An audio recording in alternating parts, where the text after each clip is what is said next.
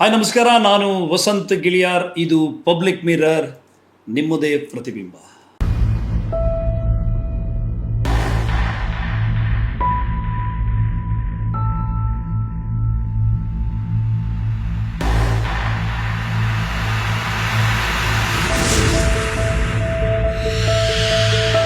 ಮತ್ತೆ ಪುನಃ ನಾವು ಬಂದಿದ್ದೇವೆ. ಏನಾಯಿತು ಮಗಳೇ ಎನ್ನುವಂಥ ಎಪಿಸೋಡನ್ನು ನೀವು ಈಗಾಗಲೇ ಗಮನಿಸಿದ್ದೀರಿ.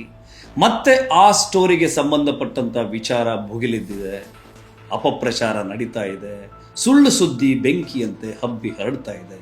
ಇದಕ್ಕೆ ಸರಿಯಾದಂಥ ಉತ್ತರವನ್ನು ಕೊಡಬೇಕು, ಮತ್ತೆ ಆ ಏನಾಯಿತು ಮಗಳೇ ಎನ್ನುವಂತಹ ಎಪಿಸೋಡ್ಗೆ ಒಂದು ಕನ್ಕ್ಲೂಷನ್ ಕೊಡಬೇಕು ಎನ್ನುವ ಕಾರಣಕ್ಕೆ ನಾವು ಮತ್ತೆ ಬಂದಿದ್ದೇವೆ. ವೀಕ್ಷಕರೇ, ನಿಮಗೀಗ ನಾನು ಸೌಜನ್ಯ ಪ್ರಕರಣವನ್ನು ಸ್ವಲ್ಪ ಬ್ರೀಫಾಗಿ ಎಕ್ಸ್ಪ್ಲೇನ್ ಮಾಡ್ತಾ ಹೋಗ್ತೀನಿ.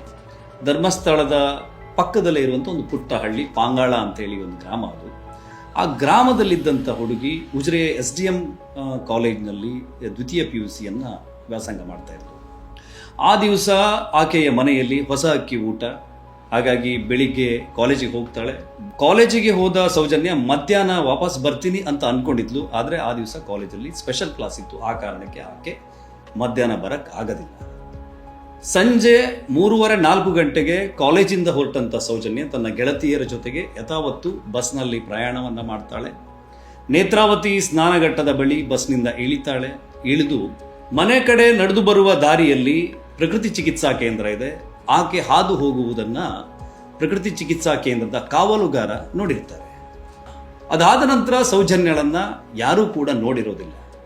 ಅವತ್ತು 4:15 ಆಯಿತು, 5:15 ಆಯಿತು, 6 ಗಂಟೆ ಆದರೂ ಕೂಡ ಸೌಜನ್ಯ ಮನೆಗೆ ಬಂದಿರೋದಿಲ್ಲ. ಈ ಕಾರಣಕ್ಕೆ ಸೌಜನ್ಯಳ ತಾಯಿ ಆಕೆಯ ಸ್ನೇಹಿತೆಯರನ್ನು ವಿಚಾರಿಸ್ತಾರೆ. ಅವರೆಲ್ಲರೂ ಕೂಡ ಆಗಲೇ ಹೋದ್ಲಲ್ಲ ಅಂತೇಳಿ ಉತ್ತರ ಕೊಡ್ತಾರೆ. ನಂತರ ಆತಂಕಕ್ಕೆ ಬೀಳುವಂಥ ಸೌಜನ್ಯಳ ತಾಯಿ ಕುಸುಮಾವತಿಯವರು ಸಹೋದರ ವಿಠಲ್ ಗೌಡ್ರಿಗೆ ಕಾಲ್ ಮಾಡಿ ವಿಚಾರಿಸ್ತಾರೆ. ನನಗೂ ಕೂಡ ಆಗಲೇ ಸಿಕ್ಕಿ ಹೋದ್ಲು ಅಂತೇಳಿ ವಿಠಲ್ ಗೌಡ್ರು ಉತ್ತರವನ್ನು ಕೊಡ್ತಾರೆ. ಅದರ ನಂತರ ಎಲ್ಲರೂ ಸೇರಿ ಗಾಬರಿಗೆ ಬೀಳುವಂಥದ್ದು. ಸೌಜನ್ಯ ಮನೆಗೆ ಬಂದಿಲ್ಲ, ಸ್ನೇಹಿತೆಯರ ಮನೆಗೂ ಹೋಗಿಲ್ಲ, ಹಾಗಿದ್ರೆ ಎಲ್ಲಿ ಹೋದ್ಲು? ಬಾಯಿಂದ ಬಾಯಿಗೆ ಈ ಸುದ್ದಿ ಹರಡ್ತಾ ಅದು ಕಾಡ್ಗಿಚ್ಚಿನ ರೂಪವನ್ನು ಪಡೆಯುತ್ತೆ. ಅಂತೇಳಿದರೆ ಆ ಕಾಲಕ್ಕೆ ದಕ್ಷಿಣ ಕನ್ನಡ ಜಿಲ್ಲೆಯಲ್ಲಿ ಲವ್ ಜಿಹಾದ್ ಬೆಂಕಿ ಹೊತ್ತಿ ಉರಿತಾ ಇತ್ತು. ಹಾಗಿನದ್ದೇನಾದರೂ ಪ್ರಕರಣದಲ್ಲಿ ಈ ಹುಡುಗಿ ತಗಲಾಕೊಂಡ್ಲಾ ಎನ್ನುವಂಥ ಅನುಮಾನ ಆ ಹೊತ್ತಿಗೆ ಒಂದು ರೀತಿಯ ಆಕ್ರೋಶವನ್ನು ಕೂಡ ಭುಗಿಲೇಳಿಸ್ತದೆ. ಒಟ್ಟಾರೆ ಸಾರ್ವಜನಿಕರು ಎಲ್ಲರೂ ಸೇರಿ ಸೌಜನ್ಯಳನ್ನು ಹುಡುಕುವಂಥ ಪ್ರಯತ್ನಗಳಿದ್ದಾರೆ. ಆಕೆಯ ಸಂಬಂಧಿಕರ ಮನೆಯಲ್ಲಿ ಒಟ್ಟಾರೆ ಎಲ್ಲ ಕಡೆ ವಿಚಾರಿಸಿದ್ರು ಕೂಡ ಎಲ್ಲೂ ಕೂಡ ಸೌಜನ್ಯಳ ಸುಳಿವಿರೋದಿಲ್ಲ. ಇಲ್ಲಿ ಬಹಳ ಮುಖ್ಯವಾದಂಥ ಅಂಶ ಮತ್ತು ಗಮನಿಸಬೇಕಾದ ಅಂಶ ಏನಂದರೆ, ಆ ದಿವಸ ಜೋರಾದಂಥ ಮಳೆ ಇತ್ತು. ನೇತ್ರಾವತಿ ಏನು ಪ್ರಕೃತಿ ಚಿಕಿತ್ಸಾ ಕೇಂದ್ರದ ಆ ದಾರಿಯ ಪಕ್ಕದಲ್ಲಿ ಒಂದು ಪುಟ್ಟದಾದಂಥ ತೊರೆ ಹರಿತಾ ಇತ್ತು. ಸಾಮಾನ್ಯವಾಗಿ ಆ ತೊರೆಯಲ್ಲಿ ಮಳೆ ಇಲ್ಲದ ಕಾಲದಲ್ಲಿ 1-1.5 ಅಡಿ ನೀರು ಹರಿತಾ ಇದ್ರೆ, ಮಳೆ ಬರುವಂಥ ಸಂದರ್ಭದಲ್ಲಿ 6-6.5 ಅಡಿ ನೀರು ಹರಿತದೆ ಎನ್ನುವಂಥದ್ದೊಂದು ಆ ಸ್ಥಳೀಯರು ಹೇಳುವಂಥ ಮಾತು. ಮಳೆ ಜೋರಾಗಿರುವ ಕಾರಣಕ್ಕೆ, ಕತ್ತಲಾಗಿರುವ ಕಾರಣಕ್ಕೆ ಬಹುಶಃ ಆ ತೊರೆಯನ್ನು ದಾಟಿ ಯಾರೂ ಕೂಡ ಕಾನನದಲ್ಲಿ ಆಕೆಯನ್ನು ಹುಡುಕುವಂಥ ಪ್ರಯತ್ನವನ್ನು ಮಾಡಿರಲಿಕ್ಕಿಲ್ಲ. ಹಾಗೆ ಪ್ರಕರಣ ಒಂದು ರಾತ್ರಿಯನ್ನು ಕಳೆಯುತ್ತೆ. ರಾತ್ರಿಯೆಲ್ಲ ಎಲ್ಲ ಕಡೆ ಹುಡುಕಾಡ್ತಾರೆ. ಮರುದಿನ ಮತ್ತೆ ಹುಡುಕಾಟ ಶುರುವಾಗ್ತದೆ. ಬೇರೆ ಬೇರೆ ಭಾಗದಿಂದ ಜನ ಬಂದು ಸೇರಿಡ್ತಾರೆ. ಪೊಲೀಸರಿಗೂ ಮಾಹಿತಿ ಹೋಗಿರುತ್ತೆ. ಪೊಲೀಸರು ಕೂಡ ಈ ಹುಡುಕಾಟದಲ್ಲಿ ಸೇರ್ಕೊಳ್ತಾರೆ. ಮರುದಿನ ಅಂತ ಹೇಳಿದರೆ 10ನೇ ತಾರೀಕು ಬೆಳಿಗ್ಗೆ ಅಂದಾಜು 10 ಗಂಟೆ ಸುಮಾರಿಗೆ ಸೌಜನ್ಯಳ ಮೃತದೇಹ ಅತ್ಯಂತ ಭಯಾನಕವಾದ ರೀತಿಯಲ್ಲಿ ಆ ಕಾಡಿನಲ್ಲಿ ಪತ್ತೆಯಾಗಿದೆ. ಯಾವ ರೀತಿ ಸೌಜನ್ಯಳ ಮೃತದೇಹ ಕಾಣಸಿಕ್ಕಿತ್ತು ಅಂತ ಹೇಳಿದರೆ, ಆ ಹುಡುಗಿಯ ಕಾಲೇಜಿನ ID ಕಾರ್ಡ್ನ ಟ್ಯಾಗ್ ಮೂಲಕ ಆಕೆಯ ಕೊರಳನ್ನು ಜೀರಲಾಗಿತ್ತು. ಆ ಭಾಗದಲ್ಲಿ ಸ್ಟ್ರಗಲ್ ಮಾರ್ಕ್ ಕಾಣಿಸ್ತಾ ಇತ್ತು. ಆಕೆಯ ಕೈಯನ್ನು ಮರದ ಬೇರಿಗೆ ಕಟ್ಟಲಾಗಿತ್ತು. ಹುಡುಗಿಯ ದೇಹ ವಿವಸ್ತ್ರವಾಗಿ ಬಿದ್ದಿತ್ತು. ಅತ್ಯಂತ ಹೃದಯ ವಿದ್ರಾವಕವಾದಂಥ ಒಂದು ಚಿತ್ರಣವಾಗಿ ಆ ದಿವಸ ಸೌಜನ್ಯ ಕಾಣಸಿಕ್ಕಿತು. ಈ ಸಂದರ್ಭದಲ್ಲಿ ಏನಾಗತ್ತೆ ಅಂತ ಹೇಳಿದರೆ, ಪ್ರಾಥಮಿಕವಾಗಿ ಏನೇನು ಒಂದು ಸುರಕ್ಷತಾ ಕ್ರಮವನ್ನು ತೆಗೆದುಕೊಳ್ಳಬೇಕು ಆ ವಿಚಾರದಲ್ಲಿ ಆ ಸಂದರ್ಭ ವೈಫಲ್ಯತೆಗೆ ನಾಂದಿಯನ್ನು ಹಾಡ್ತದೆ. ನೂರಾರು ಜನ ನೂಕುನುಗ್ಗಲಾಗಿ ಆ ಜಾಗಕ್ಕೆ ಬರುವಂಥದ್ದು, ಅಲ್ಲಿರುವಂಥ ಸಾಂದರ್ಭಿಕ ಸಾಕ್ಷ್ಯಗಳನ್ನು ನಾಶ ಮಾಡುವಂಥದ್ದು ನಡೀತದೆ. ಇಲ್ಲಿ ಮತ್ತೊಂದು ಗಂಭೀರವಾದಂಥ ವಿಚಾರ ಏನು ಅಂತ ಹೇಳಿದರೆ, ಮಳೆ ಬರ್ತಾ ಇದ್ದ ಕಾರಣಕ್ಕೆ ಡಾಗ್ ಸ್ಕ್ವಾಡ್ ಆ ಸ್ಥಳಕ್ಕೆ ಬಂದರೂ ಕೂಡ ನಾಯಿಗಳು ಸ್ಮೆಲ್ ಡಿಟೆಕ್ಟ್ ಮಾಡೋದರಲ್ಲಿ ವಿಫಲಗೊಳ್ತವೆ. ಎಲ್ಲ ಕಾರಣಕ್ಕೆ ಸೌಜನ್ಯಳ ಕೊಲೆ ಒಂದು ದೊಡ್ಡ ದುರಂತವಾಗಿ ನಿಜವಾದ ಆರೋಪಿ ಯಾರು ಎನ್ನುವುದನ್ನು ಹುಡುಕಲಿಕ್ಕೆ ಹರಸಾಹಸ ಪಡಬೇಕಾದಂಥ ಘಟನೆಯಾಗಿ ಪರಿಣಮಿಸ್ತದೆ. ವೀಕ್ಷಕರೇ, ಆ ದಿವಸ ಇನ್ನೊಂದು ಘಟನೆ ನಡೆಯುತ್ತೆ. ರಾತ್ರಿಯೆಲ್ಲ ಹುಡುಕಿದ್ರು ಕೂಡ ಸೌಜನ್ಯ ಕಾಣಿಸದೇ ಇದ್ದಾಗ ಸೌಜನ್ಯಳ ಅಜ್ಜ ಮತ್ತು ಕುಟುಂಬಿಕರು ಧರ್ಮಸ್ಥಳದ ಧರ್ಮಾಧಿಕಾರಿಯಾದಂಥ ವೀರೇಂದ್ರ ಹೆಗ್ಗಡೆಯವರಲ್ಲಿ ಹೋಗಿ ಈ ವಿಷಯವನ್ನು ಹೇಳ್ತಾರೆ. ವೀರೇಂದ್ರ ಹೆಗ್ಗಡೆಯವರು ಅದೇ ತಕ್ಷಣ ಆ ಕಾಲದ ರಾಜ್ಯದ ಗೃಹ ಸಚಿವರಾಗಿರುವಂಥ ಆರ್ ಅಶೋಕ್ ಅವರಿಗೆ ದೂರವಾಣಿ ಕರೆಯನ್ನ ಮಾಡಿ ನಮ್ಮ ಗ್ರಾಮದಲ್ಲಿ ಈ ತರಹದೊಂದು ಪ್ರಕರಣ ನಡೆದಿದೆ, ತಾವು ಸಹಕರಿಸಬೇಕು ಎನ್ನುವ ರೀತಿಯಲ್ಲಿ ವಿನಂತಿಯನ್ನು ಮಾಡಿಕೊಳ್ತಾರೆ. ಪೊಲೀಸ್ ಇಲಾಖೆ ಕೂಡ ಆ ಸಂದರ್ಭದಲ್ಲಿ ತುರ್ತಾಗಿ ಸ್ಪಂದಿಸುತ್ತೆ. ಊರಿಗೆ ಊರೇ ನಾಕಾಬಂದಿಯನ್ನು ಕೂಡ ಹಾಕಲಾಗಿರ್ತದೆ. ಇಲ್ಲಿ ನಾನು ಹೇಳಲಿಕ್ಕೆ ಹೊರಡುವಂತಹ ವಿಷಯ very very interesting. Soujanya murder ಆಗಿ ಹಿಂದಿನ ದಿನ 4:04 ಅಂದಾಜು ಆಕೆಯ ಕೊಲೆಯಾದರೆ ಆಕೆಯ ಮೃತದೇಹ ಸಿಗುವಂಥದ್ದು ಮರುದಿನ 10 ಗಂಟೆಗೆ. ಅದಾದ ನಂತರ 6 ಗಂಟೆಯ ವೇಳೆಗೆ ಆ ಬಾಡಿಯನ್ನು ಅಲ್ಲಿಂದ ಶಿಫ್ಟ್ ಮಾಡಲಾಗ್ತದೆ. ಇಲ್ಲಿ ಗಮನಿಸಬೇಕಾದಂಥ ಬಹುಮುಖ್ಯವಾದ ಅಂಶ ಅಂತ ಹೇಳಿದರೆ, ಆಕೆಯ ಬಾಡಿ ಎಕ್ಸಾಮಿನನ್ನು ಅಂದರೆ ಪೋಸ್ಟ್ಮಾರ್ಟಮ್ ಅನ್ನು ಮಣಿಪಾಲದ ಆಸ್ಪತ್ರೆಯಲ್ಲಿ ಅಥವಾ ಮಂಗಳೂರಿನ ಆಸ್ಪತ್ರೆಯಲ್ಲಿ ಮಾಡಿದ್ದರೆ ಸಮರ್ಪಕವಾದಂತಹ ಸಾಕ್ಷಿ ಆಧಾರಗಳನ್ನು ಪಡಿಬಹುದಿತ್ತೇನೋ. ಕುಟುಂಬದವರ ಒತ್ತಡದ ಮೇರೆಗೆ ಸಹಜವಾಗಿ ನೀವು ಗಮನಿಸಬೇಕಾಗ್ತದೆ. ವೈಯಕ್ತಿಕ ನಮ್ಮದೇ ಮನೆಯಲ್ಲಿ ಒಂದು ದುರಂತ ನಡೀತು ಅಂತ ಹೇಳಿದರೆ ನಮ್ಮ ಭಾವನೆ ಏನಿರುತ್ತು ಅಂತ ಹೇಳಿದರೆ, ಈಗಾಗಲೇ ಸಾಕಷ್ಟು ಹಿಂಸೆಗೆ ಒಳಪಟ್ಟು ಜೀವ ಬಿಟ್ಟಿದ್ದಾಳೆ, ಇನ್ನೂ ಆ ದೇಹವನ್ನು ಕೊಯ್ದು ಇನ್ನೊಂದು ಮತ್ತೊಂದು ಮಾಡಿ ಮತ್ತಷ್ಟು ಹಿಂಸೆ ಕೊಡೋದು ಬೇಡ, ಆ ದೇಹವನ್ನು ನಮ್ಗೆ ಒಪ್ಪಿಸಿ ಅನ್ನುವಂತಹ ಒಂದು ಒತ್ತಾಯ ಬಹುತೇಕ ಕುಟುಂಬಗಳು ಮಾಡ್ತವೆ. ಬಹುಶಃ ಆ ದಿವಸ ಸೌಜನ್ಯ ಕುಟುಂಬ ಕೂಡ ಮಾಡಿತ್ತು. ತರಾತುರಿಯಲ್ಲಿ ಸರಿಯಾದ ಬೆಳಕಿನ ವ್ಯವಸ್ಥೆಯೂ ಕೂಡ ಇಲ್ಲದೆ ಬೆಳ್ತಂಗಡಿಯಲ್ಲಿ ಪೋಸ್ಟ್ಮಾರ್ಟಮ್ ಮಾಡಿದ ಕಾರಣಕ್ಕೆ ಇಷ್ಟೆಲ್ಲ ಪ್ರಶ್ನೆಗಳು ಇವತ್ತು ಭುಗಿಲೇಳುತ್ತವೆ. ವೈದ್ಯಾಧಿಕಾರಿಗಳು ಮತ್ತು ಪೊಲೀಸ್ ಅಧಿಕಾರಿಗಳು ಒಂದಷ್ಟು ನಿರ್ಲಕ್ಷ್ಯವನ್ನು ತಾಳಿದ್ರು. ಅದಕ್ಕೆ ಕಾರಣ ಅವತ್ತು ಸೃಷ್ಟಿಯಾದಂಥ ಸಂದರ್ಭ. ಈ ಪ್ರಕರಣ ನಡೆದಂಥ ಮರುದಿವಸ ಇಡೀ ಊರಿಗೆ ಊರು ಒಂದು ರೀತಿ ಆಕ್ರೋಶದಲ್ಲಿತ್ತು. ಆರೋಪಿ ಯಾರು, ಅಪರಾಧಿ ಯಾರು ಎನ್ನುವಂತಹ ಒಂದು ಹುಡುಕಾಟ, ಒಂದು ರೀತಿ ಆಕ್ರೋಶ ಯಾವ ರೀತಿ ಇತ್ತು ಅಂತ ಹೇಳಿದರೆ, ಸೌಜನ್ಯಳನ್ನ ಆ ರೀತಿ ಬರ್ಬರವಾಗಿ ಅತ್ಯಾಚಾರಗೈದಂಥ ವ್ಯಕ್ತಿ ಕೈಗೆ ಸಿಕ್ಕಿದರೆ ಕತ್ತರಿಸಿ ಹಾಕಿಬಿಡ್ತೀವಿ ಎನ್ನುವಂಥ ಆಕ್ರೋಶ ಜನರಲ್ಲಿತ್ತು. ಸಹಜವಾಗಿಯೇ ಎಲ್ಲರ ಮೇಲೆ ಒಂದು ರೀತಿಯ ಅನುಮಾನದ ಕಣ್ಣನ್ನು ಗ್ರಾಮಸ್ಥರು ನೆಟ್ಟಿದ್ರು. ಪೊಲೀಸರು ಕೂಡ ಅಪರಾಧಿಗಾಗಿ ಹುಡುಕಾಟವನ್ನು ಮಾಡ್ತಾ ಇದ್ರು. ಈ ನಡುವೆಯೇ ಆ ದಿವಸದ ಸಂಜೆ ಒಂದು ಘಟನೆ ನಡೆಯುತ್ತೆ. 11ನೇ ತಾರೀಕು ಸಂಜೆ ಸಹಜವಾಗಿ 6:30 ಮೇಲೆ ಬಾಹುಬಲಿ ಬೆಟ್ಟದ ಮೇಲೆ ಯಾರಿಗೂ ಇರಲಿಕ್ಕೆ ಅವಕಾಶವನ್ನು ಧರ್ಮಸ್ಥಳದ ಸಿಬ್ಬಂದಿ ಕೊಡೋದಿಲ್ಲ. ಹಾಗೆ ಎಲ್ಲವನ್ನ ಸರ್ಚ್ ಮಾಡಿಕೊಂಡು ಕೆಳಗಡೆ ಬರ್ತಿರುವಾಗ ಒಬ್ಬ ವ್ಯಕ್ತಿ ಅಲ್ಲಿ ಕೂತಿದ್ದ. ಅವನನ್ನು ಆ ಸಿಬ್ಬಂದಿಗಳಲ್ಲಿವರೆಗೂ ಕೇಳ್ತಾರೆ, ಇಲ್ಲಿಂದ ಹೊರಡಿ, ಯಾರಿಗೆ ಕಾಯ್ತಾ ಇದ್ದೀರಿ ಅಂತೇಳಿ. ಆಗ ಆ ವ್ಯಕ್ತಿ ಹೇಳ್ತಾನೆ, ಅಲ್ಲಿ ಇದ್ದಾರೆ ನಮ್ಮವರು ಅಂತೇಳಿ.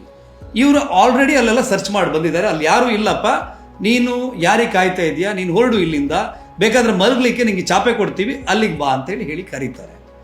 ಚಾಪೆ ಕೊಡ್ತೀನಿ ಅಂತ ಹೇಳಿದ ತಕ್ಷಣ ಇವನು ಇದ್ದಕ್ಕಿದ್ದಾಗೆ ಎದ್ದು ಓಡ್ಲಿಕ್ಕೆ ಶುರು ಮಾಡ್ತಾನೆ. ಆಗ ಅಲ್ಲೇ ಇದ್ದವರು ಕಳ್ಳ ಕಳ್ಳ ಅಂತ ಹೇಳಿ ಕೂಗ್ತಾರೆ.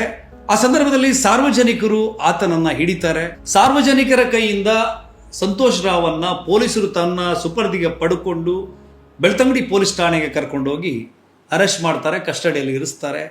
ಆ ದಿವಸ ಠಾಣೆಯ ಮುಂದೆ ಸಾವಿರಾರು ಜನ ಆಕ್ರೋಶಿತ ವರ್ಗದ ಗುಂಪು ನೆರೆದಿರ್ತದೆ. ಆರೋಪಿಯನ್ನು ನಮ್ಮ ಕೈಗೆ ಒಪ್ಪಿಸಿ ಆತನನ್ನು ನಾವು ನೋಡ್ಕೋತೀವಿ ಎನ್ನುವಂತಹ ಒಂದು ಆಕ್ರೋಶಿತ ವರ್ಗ ಅಲ್ಲಿ ಕೂಗಾಡ್ತಾ ಇತ್ತು. ಆ ದಿವಸ ಆಕ್ರೋಶಿತ ಗುಂಪು ಪೊಲೀಸ್ ಜೀಪುಗಳನ್ನು ಸುಟ್ಟಿರುವಂತಹ ಪ್ರಕರಣ ನಡೆಯುತ್ತೆ. ಇದೇ ಸಂದರ್ಭದಲ್ಲಿ ಪೊಲೀಸರು ಮಹೇಶ್ ಶೆಟ್ಟಿ ತಿಮರೋಡಿಯವರ ಮೇಲೆ ಒಂದು ಪ್ರಕರಣವನ್ನು ಕೂಡ ದಾಖಲು ಮಾಡ್ತಾರೆ. ಇದು ಬೇರೆ ಬೇರೆ ಬೆಳವಣಿಗೆಯನ್ನು ಪಡೆದುಕೊಳ್ಳುತ್ತದೆ. ಮಹೇಶ್ ಶೆಟ್ಟಿ ಅವರ ಮೇಲೆ ಪ್ರಕರಣ ದಾಖಲಾಗಲಿಕ್ಕೆ ಧರ್ಮಸ್ಥಳದವರೇ ಕಾರಣ ಎನ್ನುವಂಥ ಒಂದು ಸುದ್ದಿಯನ್ನು ಹರಿಯಬಿಡಲಾಗ್ತದೆ. ಈ ಕಾರಣಕ್ಕೆ ಆಕ್ರೋಶಿತರಾಗುವಂಥ ಮಹೇಶ್ ಶೆಟ್ಟಿ ತಿಮರೋಡಿಯವರು ಹೆಂಗಾದರೂ ಮಾಡಿ ಧರ್ಮಸ್ಥಳದವರಿಗೆ ಬುದ್ಧಿ ಕಲಿಸಬೇಕು ಎನ್ನುವ ನಿಟ್ಟಿನಲ್ಲಿ ಈ ಪ್ರಕರಣದ ಮೇಲೆ ನಮಗೆ ಅನುಮಾನ ಇದೆ, ಇದು ಹೆಚ್ಚಿನ ತನಿಖೆಗೆ ಒಳಪಡಬೇಕು, ಇದರ ಹಿಂದೆ ಬೇರೆ ಬೇರೆ ಕಾಣದ ಕೈಗಳಿವೆ ಎನ್ನುವಂಥ ಅನುಮಾನ ಇದೆ ಎನ್ನುವ ನಿಟ್ಟಿನಲ್ಲಿ ಆ ಸಂದರ್ಭದ ಭಾವನಾತ್ಮಕವಾದಂಥ ಆ ವಿಚಾರವನ್ನು ಇರಿಸಿಕೊಂಡು ಪ್ರತಿಭಟನೆಗೆ ಕರೆಯನ್ನು ಕೊಡ್ತಾರೆ. ಸ್ವಾಮೀಜಿಯೊಬ್ಬರು ಈ ಪ್ರತಿಭಟನೆಗೆ ಸಹಕಾರವನ್ನು ನೀಡ್ತಾರೆ. ಆಕ್ರೋಶಿತ ವರ್ಗ ದೊಡ್ಡ ಮಟ್ಟದಲ್ಲಿ ಆ ದಿವಸ ಸಿಡಿದು ನಿಲ್ತದೆ. ಈ ಒಂದು ಆ ಫ್ಲೋ ಅನ್ನು ಗಮನಿಸಿದ ಮಹೇಶ್ ಶೆಟ್ಟಿ ಅವರು ಇದನ್ನು ಗಟ್ಟಿಯಾಗಿ ಹಿಡ್ಕೊಂಡು ನನ್ನ ಬದುಕಿನ ಶಕ್ತಿಯನ್ನಾಗಿಸ್ಕೊಳ್ಬೇಕು ಎನ್ನುವ ವಿಚಾರಕ್ಕೆ ಬರ್ತಾರೋ ಏನೋ ಗೊತ್ತಿಲ್ಲ. ಅದರ ನಂತರ ನಡೆದಿರುವಂಥ ಘಟನಾವಳಿಗಳು ವೆರಿ ವೆರಿ ಇಂಟ್ರೆಸ್ಟಿಂಗ್.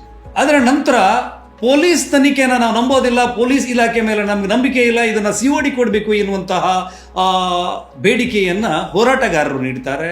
ಸರಿ, ಕರ್ನಾಟಕ ರಾಜ್ಯ ಸರ್ಕಾರ ಈ ಪ್ರಕರಣವನ್ನ COD ಕೈಗೆ ಒಪ್ಪಿಸುತ್ತೆ. ಈ ನಡುವೆಯೇ ಸೌಜನ್ಯ ಕುಟುಂಬದವರನ್ನ ಮೀಡಿಯಾದವರು ಒಂದು ಕಡೆ ಪ್ರಶ್ನೆ ಮಾಡ್ತಾರೆ. ನಿಮಗೆ ಹೋರಾಟಗಾರರು ಹೇಳ್ತಿರುವ ಹಾಗೆ ಧರ್ಮಸ್ಥಳದವರು ಒತ್ತಡ ಹಾಕ್ತಾ ಇದ್ದಾರಾ ಎನ್ನುವ ರೀತಿಯಲ್ಲಿ ಬಹಳ ಸ್ಪಷ್ಟವಾಗಿ ಅವರು ಆ ದಿವಸ ಸೌಜನ್ಯಳ ತಾಯಿ, ಸೌಜನ್ಯಳ ತಂದೆ ಮತ್ತು ಸೌಜನ್ಯಳ ಮಾವ ವಿಠಲ್ ಗೌಡರು ಪ್ರೆಸ್ ಹೇಳಿಕೆ ಕೊಟ್ಟಿರುವಂಥ ವಿಡಿಯೋನ ನೀವಿಲ್ಲಿ ಗಮನಿಸಬಹುದು. ಧರ್ಮಸ್ಥಳದ ಎಲ್ಲರೂ ನಮ್ಗೆ ಸಪೋರ್ಟ್ ಇದ್ದಾರೆ ಅಂತ ಎಲ್ಲಾ ಪೇಪರ್ ಹತ್ರ ಸಪೋರ್ಟ್ ಇದ್ದಾರೆ. ಧರ್ಮಸ್ಥಳದ ಎಲ್ಲ ಸಪೋರ್ಟ್ ನಮ್ಗೆ ಸಪೋರ್ಟ್ ಇದ್ದಾರೆ. ಅವರ ಭಯ ಏನು ನಮಗೆ ಇರ್ಲಿಲ್ಲ. ಕೆಲವರು ಒತ್ತಡ ಮಾಡಿದ್ದಾರೆ. ಧರ್ಮಸ್ಥಳ ಯಾವ್ದು ಜಾಗೆ ಒತ್ತಡ ಉಂಟಾ ಅಂತ ಕೇಳಿದ್ರು. ಇಲ್ಲ, ಜಾಗೆ ಏನು ಒತ್ತಡ ಮಾಡ್ಲಿಲ್ಲ. ಫೋನ್ ಅಲ್ಲಿ ಏನಾದ್ರು ಇದ್ ಮಾಡ್ಬೇಕು ಕೇಳಿದ್ರು. ಇಲ್ಲ, ಯಾವ್ದು ಇದ್ ಮಾಡ್ಲಿಲ್ಲ, ನಮ್ಗೆ ಒತ್ತಡ ಮಾಡ್ಲಿಲ್ಲ. ಧರ್ಮಸ್ಥಳದ ಯಾರು ಇದು ಮಾಡ್ಲಿಲ್ಲ ನಮ್ಗೆ ಅಂತ ಎಲ್ಲ ಹೇಳಿದಷ್ಟೇ. ಅದಕ್ಕೆ ಕೊಡ್ಬೇಡಿ, ಇದು ಕೊಡ್ಬೇಡಿ ಅಂದ್ರೆ ನಮ್ಗೆ ಒತ್ತಡ ಮಾಡ್ಲಿಲ್ಲ ಧರ್ಮಸ್ಥಳದವರು ಸಹ. ಯಾರೋ ನಿಮ್ಗೆ ಕೆಲವು ಹೇಳ್ತಿದ್ರು, ನಿಮ್ಮ ಅಂಗಡಿ ಬಂದ್ ಮಾಡಿದಾರಂತೆ, ಹೋಟೆಲ್ ಬಂದ್ ಮಾಡಿದಾರಂತೆ. ಇಲ್ಲ, ಆ ಥರ ನಮಗೆ ಇದು ಫೋನ್ ಬರಲಿಲ್ಲ, ನಮ್ಗೆ ಇಷ್ಟು ಮಾತಾಡಲಿಲ್ಲ, ಅದ್ರ ಬಗ್ಗೆ ಇಲ್ಲ. ಯಾವ ಹೇಳಿಕೆ ನಮ್ಗೆ ಬರಲಿಲ್ಲ. ನಮ್ಗೆ ಹೋಟ್ಲೆಲ್ಲ ಇದೆ, ನಮ್ಗೆ ಆ ಥರ ಯಾವ್ದು ಬಂದಿದೆ, ಇದು ಆ ಥರದ ಬೆದರಿಕೆ ಯಾವ್ದು ಬರಲಿಲ್ಲ ಅಂತ ಹೇಳಿದ.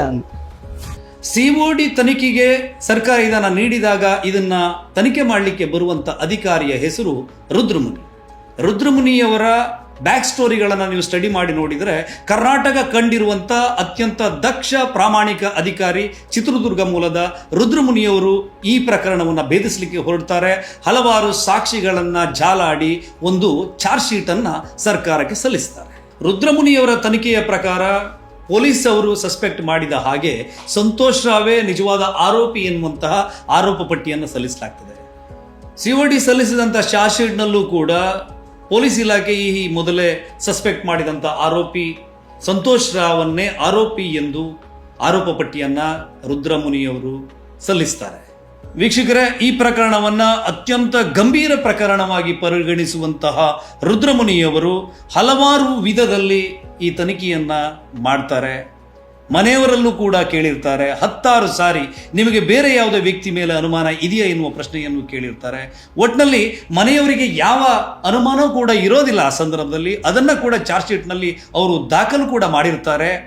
ರುದ್ರಮುನಿಯವರು ಚಾರ್ಜ್ ಶೀಟನ್ನು ಸಲ್ಲಿಸುವಾಗಲೂ ಕೂಡ ಆರೋಪ ಪಟ್ಟಿಯಲ್ಲಿ ಇರುವ ಹೆಸರು ಒನ್ಸ್ ಅಗೈನ್ ಸಂತೋಷ್ ರಾವ್ದು. ನೀವು ಬಹಳ ಗಂಭೀರವಾಗಿ ಈ ಪ್ರಕರಣ ತಿರುವನ್ನು ತೆಗೆದುಕೊಳ್ಳುವುದು ಯಾವಾಗ ಎನ್ನುವ ಪ್ರಶ್ನೆಯನ್ನು ಕೇಳಿದರೆ ನಾನು ಹೇಳ್ತೇನೆ, ಅದೊಂದು TV ಚಾನಲ್ನ ಸ್ಟುಡಿಯೋದಲ್ಲಿ ಸರಿಯಾಗಿ 1 ವರ್ಷದ ನಂತರ ಹೋರಾಟಗಾರ ಮಹೇಶ್ ಶೆಟ್ಟಿ ತಿಮರೋಡಿಯವರು TV9 ಸ್ಟುಡಿಯೋದ ಒಳಗಡೆ ಕೂತುಕೊಂಡು ಹೊಸ ಬಾಂಬನ್ನು ಸಿಡಿಸ್ತಾರೆ. ರಾತ್ರಿ ಬೆಳಗಾಗುವುದರ ಒಳಗಡೆ ಮತ್ತೆ ಸೌಜನ್ಯ ಪ್ರಕರಣ ಕಾಡ್ಗಿಜ್ಜಿನಂತೆ ಹರಡುತ್ತದೆ. ಆ ಸಂದರ್ಭದಲ್ಲಿ ಸ್ಟುಡಿಯೋದಲ್ಲಿ ಕುಳಿತವರಲ್ಲಿ ಸೌಜನ್ಯಳ ತಾಯಿ ಕುಸುಮಾವತಿ, ಮಾವ ವಿಠಲ್ ಗೌಡ ಕೂಡ ಇರ್ತಾರೆ. ಅಲ್ಲಿ ಮೊದಲ ಬಾರಿಗೆ 3 ಯುವಕರ ಹೆಸರನ್ನ ಪ್ರಸ್ತಾಪ ಮಾಡಲಾಗ್ತದೆ. ಮಲ್ಲಿಕ್ ಜೈನ್, ಧೀರಜ್ ಕೆಲ್ಲಾ ಮತ್ತು ಉದಯ್ ಜೈನ್. ಅದರ ಜೊತೆಗೆ ಸ್ಫೋಟಕವಾಗುವಂಥ ಇನ್ನೊಂದು ಹೆಸರು ಧರ್ಮಸ್ಥಳದ ಧರ್ಮಾಧಿಕಾರಿಗಳ ಕುಟುಂಬಕ್ಕೆ ಸೇರಿದಂಥ ವ್ಯಕ್ತಿ ನಿಶ್ಚಲ್ ಜೈನ್. ಹೋರಾಟಗಾರರ ಈ ನಡಾವಳಿ ಎನ್ನುವುದು ಬಹಳ ದೊಡ್ಡ ಒಂದು ಮಹಾಸ್ಫೋಟಕ್ಕೆ ಕಾರಣ ಆಗತ್ತೆ. ಎಲ್ಲಿಯ ತನಕ ಧರ್ಮಸ್ಥಳದ ಧರ್ಮಾಧಿಕಾರಿಗಳನ್ನು ದೇವರು ಎನ್ನುವ ರೀತಿಯಲ್ಲಿ ಜನ ಭಾವಿಸಿ ನಮಸ್ಕರಿಸ್ತಾ ಇದ್ರು, ಅವರ ಮೇಲೆ, ಅವರ ಶುಭ್ರ ವ್ಯಕ್ತಿತ್ವದ ಮೇಲೆ ಕಪ್ಪು ಚುಕ್ಕಿಯನ್ನು ಎರಚುವಂತಹ ಸಂದರ್ಭ ಇಲ್ಲಿ ಸೃಷ್ಟಿಯಾಗತ್ತೆ. ಆದರೆ ಧರ್ಮಸ್ಥಳದ ಧರ್ಮಾಧಿಕಾರಿಗಳೇ ಖುದ್ದಾಗಿ ಆ ದಿವಸ ಮಾತನಾಡ್ತಾರೆ. ಈ ಪ್ರಕರಣದಲ್ಲಿ ನಮ್ಮ ಕುಟುಂಬದವರ ಹೆಸರು ಬಂದಿರುವ ಕಾರಣಕ್ಕೆ ಮುಂದಿನ ಎಲ್ಲ ತನಿಖೆಗೂ ಕೂಡ ನಾವು ಸಹಕಾರವನ್ನು ಕೊಡ್ತೇವೆ, ಯಾವುದೇ ಹಂತದ ತನಿಖೆಯನ್ನಾದರೂ ಸರ್ಕಾರ ಮಾಡಬಹುದು ಎನ್ನುವಂಥ ವಚನವನ್ನು ಕೂಡ ನೀಡ್ತಾರೆ. ತಮಗೆಲ್ಲ ಗೊತ್ತಿದ್ದ ಹಾಗೆ 11ನೇ ತಾರೀಕು ಮತ್ತು ನಿನ್ನೆ 12ನೇ ತಾರೀಕಿನಂದು TV9ನಲ್ಲಿ ಬಹಳ ವಿಶೇಷವಾಗಿ ಕೆಲವು ವಿಷಯಗಳನ್ನು ಪ್ರಸ್ತಾಪ ಮಾಡಿ ಶ್ರೀ ಕ್ಷೇತ್ರ ಧರ್ಮಸ್ಥಳದ ಮೇಲೆ ಅನೇಕ ಅವಹೇಳನಕಾರಿ ಮಾತು, ಅಪವಾದದ ಮಾತುಗಳು ಮತ್ತು ಟೀಕೆಗಳನ್ನು ಕೂಡ ಮಾಡಿದ್ದಾರೆ. ಇದನ್ನು ತಾವೆಲ್ಲ ಗಮನಿಸಿದ್ದೀರಿ. ಮುಖ್ಯವಾಗಿ ಈ ಎಲ್ಲ ಘಟನೆ ಜೋಡಿಸಿದ್ದು ಮತ್ತು ಇದನ್ನು ಆರಂಭಿಸಿದ್ದು ಒಂದು ಮಗು, ನಮ್ಮ ಕಾಲೇಜಿನ ವಿದ್ಯಾರ್ಥಿನಿ ಕುಮಾರಿ ಸೌಜನ್ಯ ಅನ್ನುವವಳು ನೇತ್ರಾವತಿ ನದಿಯಿಂದ ಅವಳ ಮನೆಗೆ ಹೋಗುವಾಗ ಅವಳನ್ನು ಯಾರೋ ಅಪಹರಿಸಿ ಅವಳ ಮೇಲೆ ದೌರ್ಜನ್ಯ ಎಸಗಿದ್ದಾರೆ ಮತ್ತು ಕೊಲೆ ಮಾಡಿದ್ದಾರೆ ಅನ್ನುವ ಮಾತು ಬಂತು. ಆ ತಕ್ಷಣ ಅವರು ನಮ್ಮ ಗ್ರಾಮಸ್ಥರೇ ಆದದ್ರಿಂದ, ನಮ್ಮ ಪ್ರತಿಯೊಂದು ಕ್ಷೇತ್ರದ ಸೇವೆಗಳಿಗೆ ಬರುವವರಾದದ್ರಿಂದ ಅವರು ಬಂದು ನನಗೆ ವಿಷಯವನ್ನು ಪ್ರಸ್ತಾಪಿಸಿದರು. ನಾನು ಕೇಳಿ ಎಷ್ಟು ಸಂಕಟಪಟ್ಟೆ ಅಂದರೆ ತಕ್ಷಣ ಗೃಹ ಸಚಿವರಿಗೆ ನೇರವಾಗಿ ಫೋನ್ ಮಾಡಿ ಅವರಿಂದಲೇ ಎಲ್ಲ ಪೊಲೀಸ್ ಅಧಿಕಾರಿಗಳಿಗೆ ಮಾಹಿತಿ ಕೊಡುವಂತೆ ಸೂಚಿಸಿದ್ದೆ. ಆ ಬಳಿಕ ಮಾನ್ಯ ಅಶೋಕ್ರವರು ಗೃಹ ಸಚಿವರು ನೇರವಾದ ಕ್ರಮ ಕೈಗೊಂಡರು ಮತ್ತು ಆ ಬಗ್ಗೆ ತನಿಖೆ ಪ್ರಾರಂಭ ಆಯಿತು. ಆ ಬಳಿಕ ಒಬ್ಬ ಆರೋಪಿಯನ್ನು ಅವರು ಬಂಧಿಸಿ ಈತನೇ ಈ ಕೃತ್ಯಕ್ಕೆ ಅಪರಾಧಿ ಅಂತ ಗುರುತಿಸಿ ಆತನನ್ನು ಈಗ FIR ಅವ್ರ ಮೇಲೆ ದಾಖಲು ಮಾಡಿದ್ದಾರೆ. ಈ ಮಧ್ಯೆ ಅವರ ಕುಟುಂಬಸ್ಥರು ಮತ್ತು ಇತರರಿಗೆ ಇನ್ನೂ ಯಾರಾದರೂ ಕೆಲವರು ಇದರ ಜೊತೆ ಸೇರಿರಬಹುದು ಅನ್ನುವ ಸಂದೇಹ ಇತ್ತು. ಈ ಸಂದೇಹಕ್ಕೆ ಕೂಡ ನಾನು ಮತ್ತೆ ಒಂದು ಮೀಟಿಂಗ್ ಆದಾಗ ಇದು CBI ತನಿಖೆಗೆ ಇದನ್ನು ಒಪ್ಪಿಸಬೇಕು ಮತ್ತು ಇದರ ಜೊತೆಗೆ ಯಾರಾದರೂ ಬೇರೆ ಶಾಮೀಲಾಗಿದ್ದರೂ ಕೂಡ ತಕ್ಷಣ ಇದರ ಬಗ್ಗೆ ತನಿಖೆ ಮಾಡಬೇಕು ಅಂತ ನಾನು ಸೂಚಿಸಿದ್ದೆ. ಈ ಮಧ್ಯೆ ಕೆಲವು ಸಂಘಟನೆಗಳು ಮತ್ತು ಹಿತಾಸಕ್ತಿಗಳು ಈ ವರದಿಯನ್ನು ತಿರುಚಿ ಇದಕ್ಕೆ ಶ್ರೀ ಕ್ಷೇತ್ರ ಧರ್ಮಸ್ಥಳಕ್ಕೂ ಸಂಬಂಧ ಇದೆ, ಹೆಗಡೆಯವರ ಕುಟುಂಬಕ್ಕೂ ಸಂಬಂಧ ಇದೆ ಅನ್ನುವಂಥ ಸಂಬಂಧವನ್ನು ಜೋಡಿಸಿದರು. ಇದರಲ್ಲಿ ವಿಶೇಷವಾಗಿ ನನ್ನ ಸಹೋದರ ಹರ್ಷೇಂದ್ರ ಕುಮಾರ ಪುತ್ರ ನಿಶ್ಚಲ್ ಕುಮಾರ್ ಇದೆ ಅನ್ನೋದನ್ನು ಜೋಡಿಸಿದರು. ಇಲ್ಲಿ ತಮ್ಮೆಲ್ಲರ ಗಮನಕ್ಕೆ ನಾನು ತರಬಯಸೋದು ಏನು ಅಂತಂದರೆ, ಈ ಮಗು ಅವನು ಈಗ ಅಮೆರಿಕದಲ್ಲಿ ವ್ಯಾಸಂಗ ಮಾಡ್ತಾ ಇದ್ದಾನೆ, ನ್ಯೂಯಾರ್ಕ್ನಲ್ಲಿ ಇದ್ದಾನೆ. ಇಲ್ಲಿ ತಮಗೆ ನಾನು ತೋರಿಸುವಂಥ ಈ ಪತ್ರದಲ್ಲಿ ಆತ ಆಗಸ್ಟ್ 12ನೇ ತಾರೀಕಿನಂದು 21ರಂದು 2012ರಂದು ಅಮೆರಿಕದ ನ್ಯೂಯಾರ್ಕ್ ಯೂನಿವರ್ಸಿಟಿಗೆ ತೆರಳಿದ್ದು, ಅವನು ಹಿಂದಿರುಗಿದ್ದು 28ನೇ ಡಿಸೆಂಬರ್ 2012ರಂದು. ಅಂದರೆ ಈ ಘಟನೆ ಆದ ದಿವಸ ಅವನು ಅಮೆರಿಕದಲ್ಲಿದ್ದಾನೆ. ನಿನ್ನೆ ಮಾತಾಡಿದ ವ್ಯಕ್ತಿಗಳು ಎಷ್ಟು ಮಾತಾಡಿದ್ದಾರೆ ಅಂತಂದರೆ, ಇವರು ಎಲ್ಲವನ್ನೂ ಧರ್ಮಸ್ಥಳದಲ್ಲಿ ತಿರುಚಬಲ್ಲರು, ಎಲ್ಲ ಅಧಿಕಾರಿಗಳನ್ನು, ಶಾಸಕರನ್ನು ಮತ್ತು ಪೊಲೀಸ್ ಅಧಿಕಾರಿಗಳನ್ನು ಕೂಡ ಅವರು ತಮ್ಮ ಅಧಿಕಾರದ ಮತ್ತು ತಮ್ಮ ಸ್ಥಾನಮಾನದ ಬಲದಿಂದ ಬದಲಿಸಬಹುದು ಅನ್ನೋದನ್ನು ಹೇಳಿದ್ದಾರೆ. ಬಹುಶಃ ಅಮೆರಿಕದ ವೀಸಾವನ್ನು ಬದಲಿಸಲಿಕ್ಕೆ ಆಗೋದಿಲ್ಲ. ಹಾಗಾಗಿ ತಮಗೆ ಖಂಡಿತ ಹೇಳ್ತೇನೆ, ಈ ಮಗು ಆ ದಿವಸಗಳಲ್ಲಿ ನ್ಯೂಯಾರ್ಕ್ನಲ್ಲಿದ್ದ, ಅವನ ಹೆಸರು ಹೇಳಿ ಆತನ ಮೇಲೆ ಅಪವಾದ ಹೊರಿಸುವುದು ಅಂದರೆ ಇದು ಸ್ಪಷ್ಟವಾಗಿ ಯಾವುದಾದ್ರೂ ಒಂದು ರೀತಿಯಿಂದ ಕ್ಷೇತ್ರದ ಮೇಲೆ ಕಳಂಕ ತರಬೇಕನ್ನೋ ಅಭಿಪ್ರಾಯದ ಬಂದಿದೆ. ನಾವು ಮತ್ತು ಇನ್ನೊಮ್ಮೆ ಹೇಳೋದು, ಸೌಜನ್ಯಳ ಬಗ್ಗೆ ಅದು ನಮ್ಮ ಗ್ರಾಮದ ಮಗು ಅನ್ನುವ ಭಾವನೆ ಇದೆ. ಆ ಮಗುವಿನ ಬಗ್ಗೆ ಯಾರೋ ಅಪರಾಧಿಗಳಿರಲಿ ಅವರನ್ನು ಬಂಧಿಸಬೇಕು ಅಥವಾ ಅವರ ಮೇಲೆ ಸರಿಯಾದ ತನಿಖೆ ನಡೆಯಬೇಕು, CBIಗೆ ಒಪ್ಪಿಸಬೇಕು. ಮಾನ್ಯ ಮುಖ್ಯಮಂತ್ರಿಗಳಲ್ಲಿ ಕೂಡ ನಾನು ಇದನ್ನು ಕೋರಿಕೆ ಮಾಡ್ತೇನೆ. ನಮ್ಮ ಶಾಸಕ ವಸಂತ ಬಂಗೇರಲ್ಲಿ ಕೂಡ ನಾನು ಈ ಮಾತನ್ನು ಹೇಳ್ತೇನೆ. ಇದರ ನಡುವೆಯೇ ಕ್ಷೇತ್ರದ ಶಾಸಕರಾದಂತಹ ವಸಂತ ಬಂಗೇರ ವಿಧಾನಸೌಧದಲ್ಲಿ ನಿಂತು ಗುಡುಕ್ತಾರೆ. ಅದರ ತರುವಾಯ COD ಚಾರ್ಜ್ ಶೀಟ್ ಸಲ್ಲಿಸಿದರೂ ಕೂಡ ಈ ಪ್ರಕರಣವನ್ನ CBI ಸುಪರ್ದಿಗೆ ಸರ್ಕಾರ ಒಪ್ಪಿಸ್ತದೆ. ಈ ಎಲ್ಲ ಘಟನಾವಳಿಗಳು ನಡೆದ ನಂತರ ಸೆಂಟ್ರಲ್ ಬ್ಯೂರೋ ಆಫ್ ಇನ್ವೆಸ್ಟಿಗೇಷನ್ನ ಮುಖ್ಯಸ್ಥರಾದಂಥ PVSN ರಾಜು ತಮಿಳುನಾಡಿನಿಂದ ಈ ಪ್ರಕರಣವನ್ನು ಭೇದಿಸಲಿಕ್ಕೆ ಧರ್ಮಸ್ಥಳಕ್ಕೆ ಎಂಟ್ರಿ ಹಾಕ್ತಾರೆ. ಅದರ ನಂತರ ನಡೆಯುವಂಥ ಬೆಳವಣಿಗೆಗಳು ಅತ್ಯಂತ ರೋಚಕವಾಗಿರುತ್ತೆ. ಸ್ನೇಹಿತರೆ, ಇವತ್ತು ಕೂಡ ಒಂದು ಧ್ವನಿ ಎದ್ದಿದೆ, CBI ತನಿಖೆ ಕೂಡ ಸರಿಯಾಗಿ ಆಗಿಲ್ಲ ಅಂತೇಳಿ. ನೀವು ಗಮನ ಹರಿಸಬೇಕು. ಇಲ್ಲಿ ಈ ದೇಶದ CBI ಎಂಥ ಶಕ್ತವಾದಂಥ ಒಂದು ತನಿಖಾ ತಂಡ ಅಂತ ಹೇಳಿದರೆ, ಈ ರಾಷ್ಟ್ರದ ಅತ್ಯಂತ ಪ್ರಭಾವಿ ಲಾಲು ಪ್ರಸಾದ್ ಯಾದವನ್ನ ಕೂಡ ಜೈಲಿಗೆಳೆದಂಥ ಒಂದು ಸಂಸ್ಥೆ. ಹಸರಾಮ್ ಬಾಪು ಇರ್ಬೋದು, ರಾಮ್ ರಹೀಮ್ ಇರ್ಬೋದು, ಹೀಗೆ ದೊಡ್ಡ ದೊಡ್ಡ ವ್ಯಕ್ತಿಗಳನ್ನು, ದೊಡ್ಡ ದೊಡ್ಡ ಸಾಮ್ರಾಜ್ಯವನ್ನು ಸೃಷ್ಟಿ ಮಾಡಿಕೊಂಡವ್ರನ್ನ ಕೂಡ ಕೃಷ್ಣನ ಜನ್ಮಸ್ಥಾನಕ್ಕೆ ಕಳುಹಿಸಿದಂತಹ ಒಂದು enquiry team CBI, central bureau of investigation team. ಇವರು ಧರ್ಮಸ್ಥಳಕ್ಕೆ ಬಂದು ಸೌಜನ್ಯ ಪ್ರಕರಣದ ಎಳೆಯನ್ನು ಜಾಲಾಡಿ ಎನ್ಕ್ವೈರಿಯನ್ನು ಮಾಡ್ತಾರೆ. ಅಂದಾಜು 450ಕ್ಕೂ ಹೆಚ್ಚು ಸಾಕ್ಷಿಗಳನ್ನು ಈ ಸಂದರ್ಭದಲ್ಲಿ ವಿಚಾರಿಸ್ತಾರೆ. ಅದೆಲ್ಲವನ್ನ ಕೂಡ ತನ್ನ ಚಾರ್ಜ್ ಶೀಟ್ನಲ್ಲಿ ದಾಖಲು ಮಾಡ್ತಾರೆ.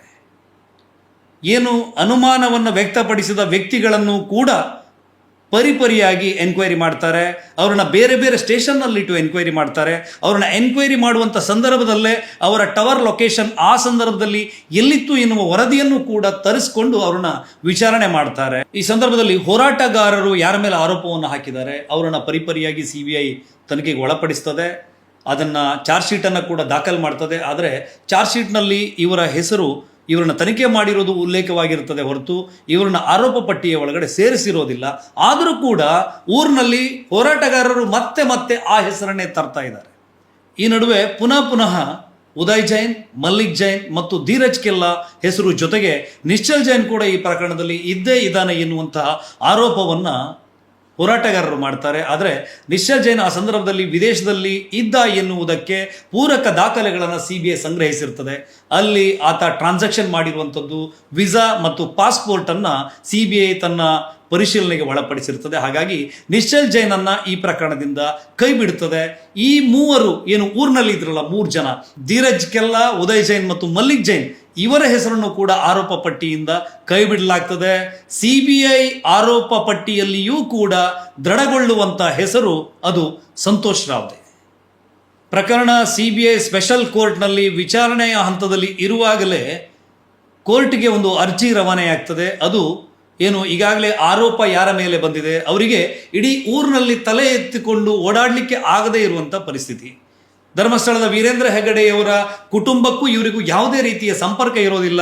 ಬೇರೆ ಬೇರೆ ವೃತ್ತಿಯಲ್ಲಿ ಇರುವಂಥ 3 ಯುವಕರು ಅವರೇ ಸ್ವತಃ ಒಂದು ಅರ್ಜಿಯನ್ನು ಹಾಕ್ತಾರೆ. ನಮ್ಮನ್ನ ಬ್ರೈನ್ ಮ್ಯಾಪಿಂಗ್ ಅಥವಾ ಯಾವುದೇ ರೀತಿಯ ಪರಿಶೀಲನೆಗೆ ಒಳಪಡಿಸಬೇಕು, ನಮಗೊಂದು ಮುಕ್ತಿಯನ್ನು ಕೊಡಬೇಕು, ನಮಗೆ ಸಾರ್ವಜನಿಕವಾಗಿ ತಲೆ ಎತ್ಕೊಂಡು ಓಡಾಡಲಿಕ್ಕೆ ಆಗ್ತಾ ಇಲ್ಲ, ನಾವೇ ಅತ್ಯಾಚಾರಿಗಳು ಎನ್ನುವ ರೀತಿಯಲ್ಲಿ ನಮ್ಮನ್ನು ಬಿಂಬಿಸಲಾಗ್ತಿದೆ ಎನ್ನುವಂತಹ ಅರ್ಜಿಯನ್ನು ಆ 3 ಸರ್ಕಾರಕ್ಕೆ ಮತ್ತು ಕೋರ್ಟ್ಗೆ ಸಲ್ಲಿಸ್ತಾರೆ. CBI ಅಧಿಕಾರಿಗಳಲ್ಲೂ ಕೂಡ ಈ ವಿಚಾರವಾಗಿ ರಿಕ್ವೆಸ್ಟ್ ಮಾಡಿಕೊಳ್ತಾರೆ.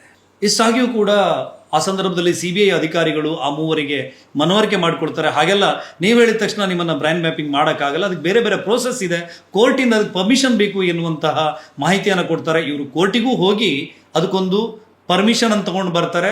ಕೋರ್ಟ್ ಒಂದು ರಿಕ್ವೆಸ್ಟ್ ಅನ್ನ ಹೇಳ್ತದೆ, ಇವ್ರಿಗೆ ಯಾವುದೇ ತೊಂದರೆ ಮಾಡಬಾರ್ದು, ಇವರ ಬ್ರೈನ್ ಮ್ಯಾಪಿಂಗ್ ಅನ್ನ ಮಾಡಬೇಕು ಎನ್ನುವ ರೀತಿಯಲ್ಲಿ. ಅದೇ ರೀತಿ ಬೆಂಗಳೂರಿಗೆ ಹೋಗಿ ಮಡಿವಾಳದಲ್ಲಿ ಇವರ ಬ್ರೈನ್ ಮ್ಯಾಪಿಂಗ್ ಆಗುತ್ತೆ. ಅದಕ್ಕೆ ಸಂಬಂಧಪಟ್ಟಂತ ದಾಖಲೆಗಳನ್ನು ಕೂಡ ನಾವು ನೀಡ್ತಾ ಇದ್ದೀವಿ, ನೀವು ಅದನ್ನು ನೋಡಬಹುದು.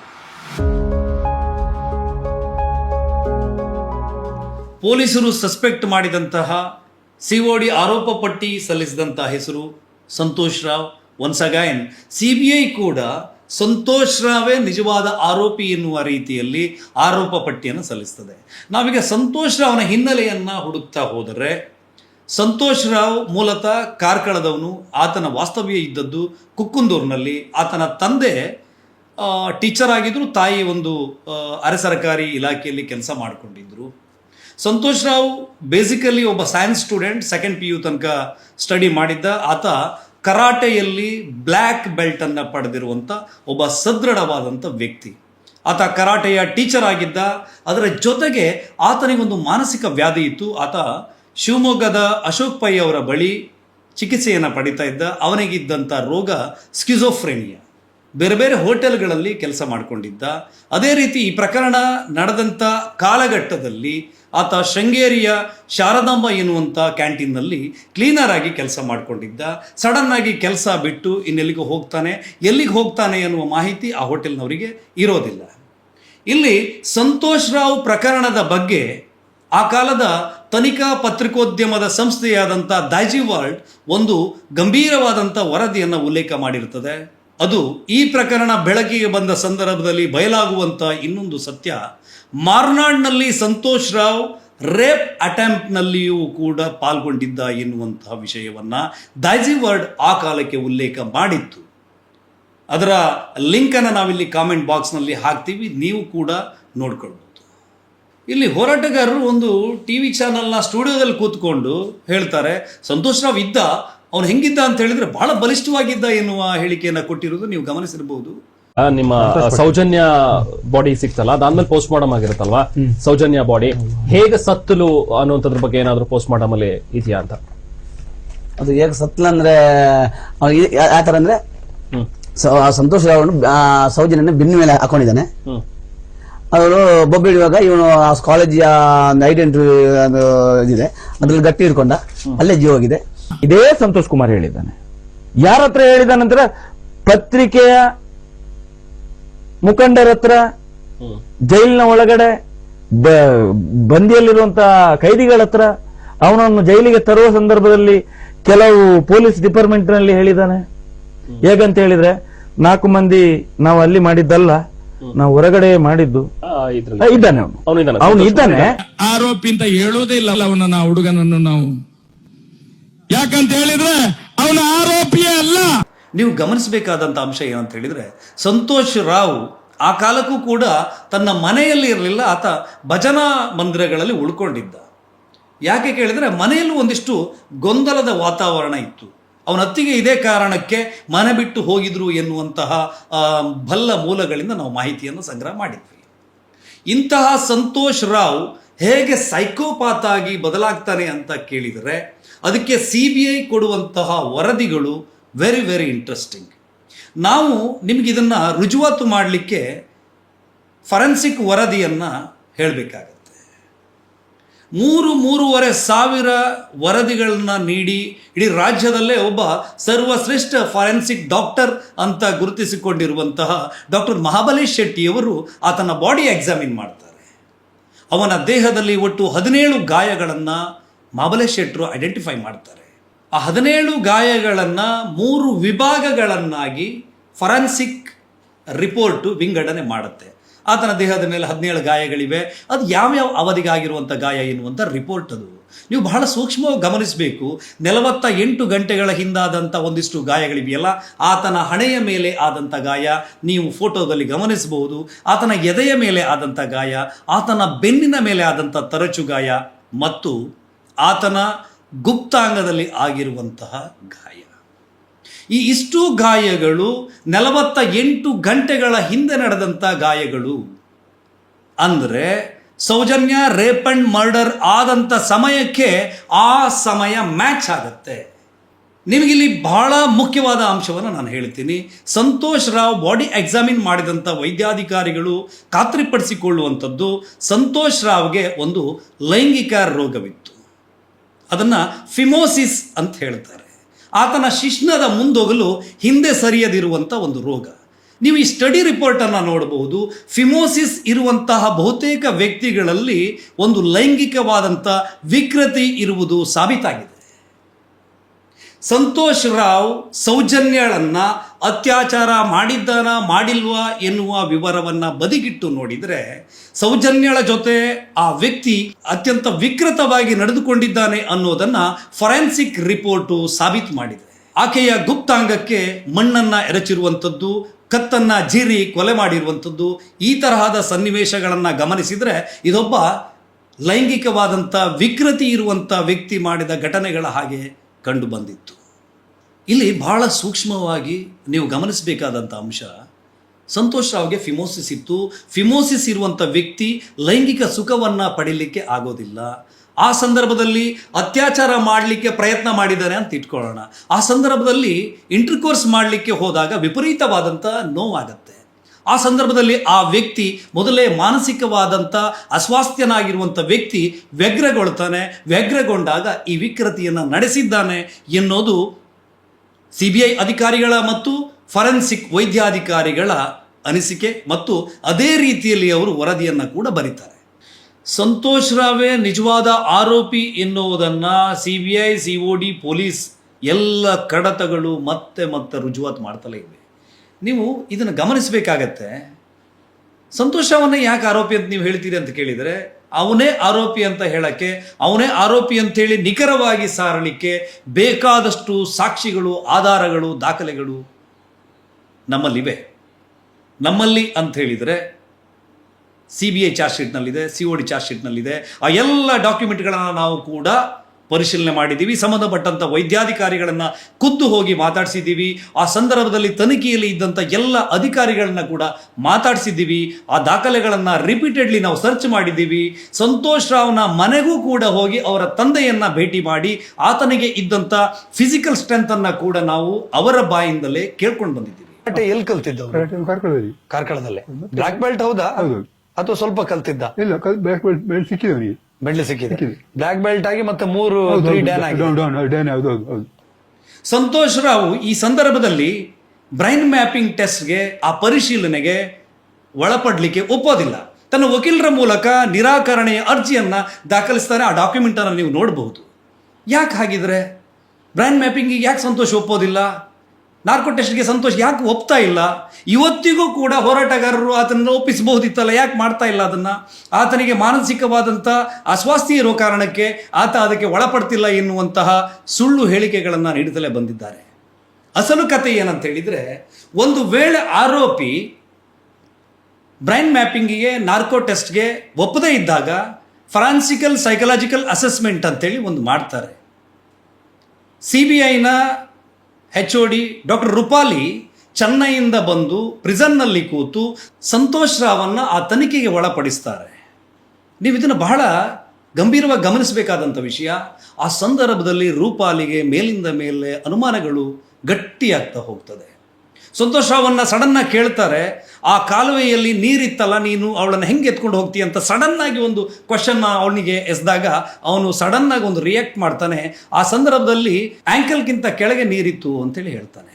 ಅಲ್ಲಿ ಜನ ಓಡಾಡ್ತಿರುವಂಥ ರಸ್ತೆ ಅಲ್ವಾ, ನೀನು ಎತ್ಕೊಂಡು ಹೋಗುವಾಗ ಯಾರು ನೋಡ್ಲಿಲ್ವಾ ಅಂತೇಳಿ ರೂಪಾಲಿ ಅವ್ರು ಕೇಳ್ತಾರೆ. ಅದಕ್ಕೆ ಸಂತೋಷ್ ರಿಯಾಕ್ಷನ್ ಏನಿತ್ತು ಅಂತೇಳಿದರೆ, ಅದು ಡೀಪ್ ಟರ್ನಿಂಗಲ್ಲಿತ್ತು ಎನ್ನುವಂಥದ್ದು. ಆತ ಕೊಡುವಂಥ ಉತ್ತರಗಳನ್ನು ಗಮನಿಸಿದ ರೂಪಾಲಿಯವರು ಬಹಳ ಗಂಭೀರವಾಗಿ ಸಸ್ಪೆಕ್ಟ್ ಮಾಡ್ತಾರೆ. ಈತ ದಾರಿ ತಪ್ಪಿಸುವಂತಹ ಹೇಳಿಕೆಯನ್ನು ನೀಡ್ತಾ ಇದ್ದಾನೆ, ಈತ ತಪ್ಪಿತಸ್ಥನೇ ಇದ್ದಾನೆ ಎನ್ನುವಂತಹ ತೀರ್ಪನ್ನು ಡಾಕ್ಟರ್ ರೂಪಾಲಿಯವರು ದಾಖಲಿಸ್ತಾರೆ. ಆದರೆ ವೀಕ್ಷಕರೇ, ಬಹಳ ದೊಡ್ಡ ತಪ್ಪನ್ನು ಪ್ರಾಸಿಕ್ಯೂಷನ್ ಮಾಡ್ತದೆ ಇಲ್ಲಿ. ಪಬ್ಲಿಕ್ ಪ್ರಾಸಿಕ್ಯೂಟರು ಈ ಅದ್ಭುತವಾದಂಥ ರೆಕಾರ್ಡ್, ಸಂತೋಷ್ ರಾವೇ ನಿಜವಾದ ಆರೋಪಿ ಎನ್ನುವುದನ್ನು ಖಾತ್ರಿಪಡಿಸಲಿಕ್ಕೆ ಇರಬಹುದಾದಂಥ ಗಟ್ಟಿಯಾದಂಥ ದಾಖಲೆಯನ್ನು ಆ ಜಡ್ಜಸ್ನ ಟೇಬಲ್ಗೆ ತಲುಪಿಸೋದೇ ಇಲ್ಲ. ಅದಾದರೂ ಯಾಕೆ? ನಿಮಗೆ ರೂಪಾಲಿ ಅವರು ಭಾಳ ಸ್ಪಷ್ಟವಾಗಿ ಹೇಳ್ತಾರೆ, ಆತನನ್ನು ಎನ್ಕ್ವೈರಿ ಮಾಡುವಾಗ, ಆತನ ಹಾವಭಾವ ತನಿಖೆ ಮಾಡುವಾಗ ಅದರದ್ದೇ ಆದಂಥ ಒಂದು ಮಾರ್ಗಸೂಚಿಗಳಿವೆ. ಆ ಸಂದರ್ಭದಲ್ಲಿ ಸೈಕಿಯಾಟ್ರಿಸ್ಟ್ ಸರಿಯಾಗಿ ಗಮನಿಸ್ತಾರೆ, ಇವನು ಸುಳ್ಳು ಹೇಳ್ತಾ ಇದ್ರೆ ಅವನ ಯಾವ ಕಾಲು ಅಲುಗಾಡ್ತಾ ಇದೆ, ಅವನು ಯಾವ ರೀತಿ ರಿಯಾಕ್ಷನ್ ಕೊಡ್ತಾನೆ, ಇದನ್ನೆಲ್ಲವನ್ನು ಕೂಡ ಸ್ಟಡಿ ಮಾಡಿ ಕೊಟ್ಟಿರುವಂಥ ರಿಪೋರ್ಟನ್ನು ಜಡ್ಜಸ್ ಟೇಬಲ್ಗೆ ತಲುಪಿಸದೇ ಇರುವಂಥದ್ದು ಪಬ್ಲಿಕ್ ಪ್ರಾಸಿಕ್ಯೂಟರು. ಇನ್ನೊಂದು ಮುಖ್ಯವಾದ ಅಂಶ, ಸಂತೋಷ್ ಸುಲಭವಾಗಿ ಇದನ್ನು ಹೆಂಗೆ ತಪ್ಪಿಸ್ಕೊಳ್ತಾನೆ, ಅವನಷ್ಟು ಪ್ರಭಾವಿನ ಎನ್ನುವಂಥ ಪ್ರಶ್ನೆಯನ್ನು ಕೇಳ್ತಾ ಇದ್ದಾರೆ. ಸಂತೋಷ್ ರಾವ್ ಪ್ರಭಾವಶಾಲಿ ಅಲ್ಲದೇ ಇರಬಹುದು, ಆದರೆ ಪ್ರಭಾವಶಾಲಿಗಳು ಶತಾಯಗತಾಯ ಸಂತೋಷ್ ರಾವನ್ನು ಜೈಲಿನಿಂದ ಬಿಡಿಸ್ಕೊಂಡು ಬರಲೇಬೇಕು ಅಂಥೇಳಿ ಪಣ ತೊಟ್ಟಿದ್ರು, ಆ ಕೆಲಸವನ್ನು ಅವರು ಮಾಡಿದ್ರು. ಯಾರು ಅನ್ನೋದನ್ನು ಈ ದಾಖಲೆ ಮೂಲಕ ನೋಡ್ಕೊಂಡು ಬನ್ನಿ. ದೇವರ ರೂಪದಲ್ಲಿ ಒಬ್ಬ ಲಾಯರ್ ಬಂದು ನಿಮ್ಮನ್ನ ಕಾಪಾಡ್ತಾನೆ ಅನ್ನೋದಕ್ಕೆ ಜಡ್ಜ್ ರೇಖಾ ಅನ್ನುವಂತ ಜಡ್ಜ್ ಲಾಯರ್ ಅಲ್ಲ, ಸಂತೋಷ್ ರಾವ್ಗೆ ಪರವಾಗಿ ವಾದಿಸಿದ ಒಬ್ರು ಲಾಯರ್ ಪುತ್ತೂರು ಮೂಲದವರು, ಅವರು ಸುಳ್ಯದವರು, ಮೋಹಿತ್ ಅಂತ ಹೇಳಿ. ನಾನೇ ಇದು ಅವನನ್ನು ಜೈಲಿಂದ ತಂದದ್ದೇ ನಾನೇ, ಅದರ ಪೂರ್ತಿ ಖರ್ಚು ಮಾಡಿದ್ದೇ ನಾನೇ. ಆದ್ರೂ ಮೋಹಿತ್ ಹಣ ಪಡೆಯದೆ ಸ್ವಲ್ಪ ಕೆಲಸ ಮಾಡಿದ. ಮೋಹಿತ್ ಹಣ ಪಡೆಯದೆ ಕೆಲಸ ಮಾಡಿದವರು, ಪಡೆದು ಕೆಲಸ ಮಾಡಿದವರು ಬೇರೆ ಇದ್ರೆ ಅದರಲ್ಲಿ ಡಬಲ್ ಗೇಮ್ ಆಗಿದೆ. ಈ ಪ್ರಕರಣದಲ್ಲಿ ಪಬ್ಲಿಕ್ ಪ್ರಾಸಿಕ್ಯೂಟರ್ ಯಾಕೆ ಸಂತೋಷ್ ರಾವ್ ಪರವಾಗಿ ನಿಲ್ತಾರೆ ಅಂತ ಕೇಳಿದರೆ, ಪ್ರಭಾವಶಾಲಿಗಳು ನಿಂತಿದ್ರಲ್ವ ಸಂತೋಷ್ ರಾವ್ ಪರವಾಗಿ, ಅವರು ವಿಠಲ್ ಗೌಡ್ರ ಮೂಲಕ ಪಬ್ಲಿಕ್ ಪ್ರಾಸಿಕ್ಯೂಟರ್ಗೆ ಏನಾದರೂ ತಲುಪಿಸಿದ್ರ? ಅದು ನಮ್ಮ ತನಿಖೆಯ ಮೂಲಕ ಸಾಬೀತಾಗಿತ್ತು. ಅದನ್ನು ಕೂಡ ನೀವು ಒಂದು ಸಾರಿ ಕಣ್ಣು ಹಾಯಿಸ್ಕೊಂಡು ಬಂದರೆ ಚೆನ್ನಾಗಿರುತ್ತೆ. ನಮಗೆ 1 ಕೋಟಿ ಮೇಲೆ ಖರ್ಚಾಗಿದೆ. CBI ಅಲ್ಲಿ ಆಫೀಸರ್ಸ್ ಅದೆಲ್ಲ ಎಲ್ಲೆಲ್ಲಿ ಹೋಗ್ಬೇಕು, ಲಾಯರ್ಗೆ ಒಂದು ಲಾಯರ್ ಹೋಗಿ 1.5 ಲಕ್ಷ ಬೇಕು. CBI ಕಡೆಯಿಂದ ಲಾಯರ್ನು ಮಾತಾಡಿಸ್ಬೇಕು, ಅವರಿಗೂ ಏನಾದ್ರು ಕೊಡ್ಬೇಕಲ್ವಾ? ಅಲ್ವಾ? ಅದೆಲ್ಲ ಇರ್ತದೆ, ಅದನ್ನ ನಾವು ಈಗ ಮಾಡ್ಲಿಕ್ಕೆ ಹೇಳಿಕ್ಕೆ ಆಗ್ತದೆ. ಹೌದು. ಅದೆಲ್ಲ ತೀರ್ಪೆಲ್ಲ ಇಷ್ಟು ಸ್ಟ್ರಾಂಗ್ ಆಗಿ ಬರ್ಬೇಕಿದ್ರೆ ಏನಾದ್ರು ಮಾತಾಡಿರ್ತೀರಿ. ಲಾಸ್ಟಿಗೆ CBI ಡಿಪಾರ್ಟ್ಮೆಂಟ್ ಎಲ್ಲ ನಿಮ್ಗೆ ಒಳ್ಳೆ ನಿಮ್ ಫಾರ್ ಇದ್ರ ಲಾಸ್ಟಿಗೆ? ನಮ್ಗೆ ಅವರ ವಕೀಲರು ನಿಮ್ಮ ಫಾರ್ ಮಾಡಿದ್ರ? ವಕೀಲರು ಮಾತ್ರ ಅಷ್ಟೇ ಮಾಡಿದ್ರಲ್ಲ. CBI ಒಳ್ಳೆಯವರ ಅವರು ವಕೀಲರು? ಊರ್ನವ್ರೆ.